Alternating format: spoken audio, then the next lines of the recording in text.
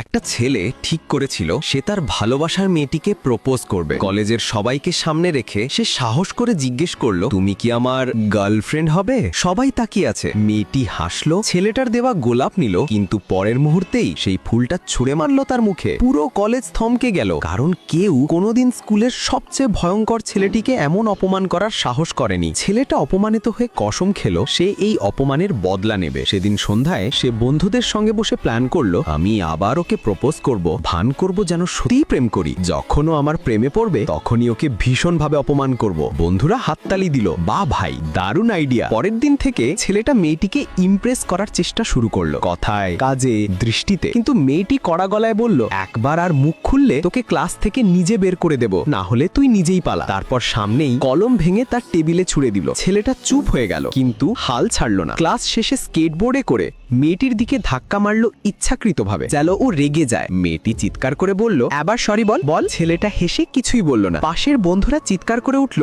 বলো ভাই, গার্লফ্রেন্ড বানিয়ে ফেলো ওকে। এরপর যা ঘটলো তা কেউ কল্পনাও করেনি। মেয়েটি এমন এক লাথি মারলো যে ছেলেটা আকাশে উঠে পড়লো। সবাই হাসতে লাগলো, কিন্তু মেয়েটি এবার মপ তুলে তাদেরও পেটাতে শুরু করলো। শেষে চুল ঠিক করলো, স্কার্ট ঝেড়ে নিল, আর একদম সিনেমার হিরোইনের মতো হেঁটে চলে গেল। ছেলেটার মনে হলো মেয়েটি তাকে ঘৃণা করে, কিন্তু সন্ধ্যায় যখন সে বাড়ি ফিরলো দেখলো সেই মেয়েটি তার ডাইনিং টেবিলে বসে আছে। সে চমকে উঠলো, তুমি এখানে আমার কাছে ক্ষমা চাইতে এসেছো? তখন পিছন থেকে তার দাবু এসে এক চড় মারলেন। অরে বেয়াদব, এ তোর প্রপিতামহী। ছেলেটা হতবাক, কি বলছো দাদু? দাদু বললেন, তোর বাবার মাকে তুই দাদি বলিস, তাহলে আমার মাকে কি বলবি? ছেলেটা লজ্জায় মাথা নিচু করে বলল, পোড়ো দাদি। মেয়েটি, বা বলা ভালো সেই নারী, হাসলো আর বলল, একদম ঠিক বলেছো বেটা। আর ছেলেটা স্তব্ধ হয়ে দাঁড়িয়ে রইল, সম্পূর্ণ হতবুদ্ধি।